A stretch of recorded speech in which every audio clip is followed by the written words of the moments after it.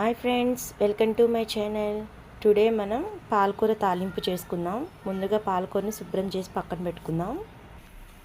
ఇలా పాలకూరని శుభ్రం చేసుకున్నాక నెక్స్ట్ మనం ఆనియన్ వెల్లుల్లిపాయ రెడీ చేసుకుందామండి. ఆనియన్ సన్నగా తరుక్కోవాలి. నేను ఒక ఆనియన్ తీసుకున్నాను. నెక్స్ట్ ఏంటంటే మనం ప్యాన్ పెట్టుకుందాం.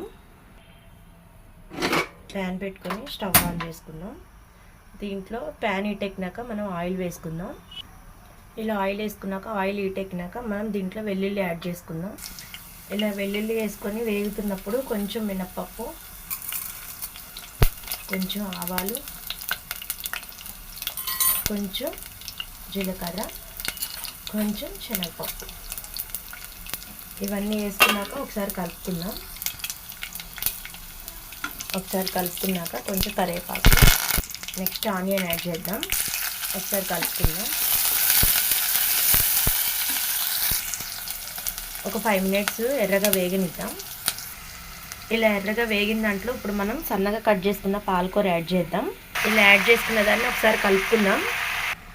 ఇలా కలుపుకున్న దాంట్లో కొంచెం పసుపు, కొంచెం సాల్ట్ లైట్గా వేయండి. పాలకూరలో కొంచెం లైట్గా సాల్ట్ ఉంటుంది, చూసుకొని వేసుకొని తగినంత. ఇప్పుడు కలుపుకుందాం. ఇలా కలుపుకున్నాం కదా, దీంట్లో కొంచెం వాటర్ వస్తుంది కదా, ఆ వాటర్తోనే ఉడకనిద్దాము. మూత పెట్టేసి ఒకసారి చూద్దామండి.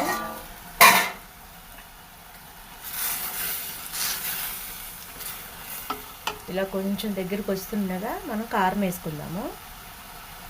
1 స్పూన్ యాడ్ చేస్తున్నాం. ఇది తగినంత వేసుకోండి. ఒకసారి కలుపుకుందాం. ఇలా కలుపుకున్నాక ఒక 5 మినిట్స్ మూత పెట్టేద్దాం. మూత పెట్టేసి 5 మినిట్స్ దగ్గరికి వచ్చేదాకా ఉడకనిద్దాం. ఒకసారి చూద్దామండి.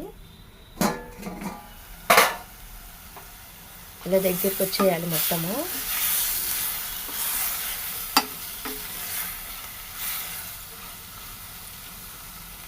ఇలా మీరు సింపుల్గా ఏమి వేయకుండా ఒక ఆనియన్, ఉప్పు, కారం, పసుపు వేసి ట్రై చేయండి. చాలా అంటే చాలా టేస్టీగా ఉంటుంది.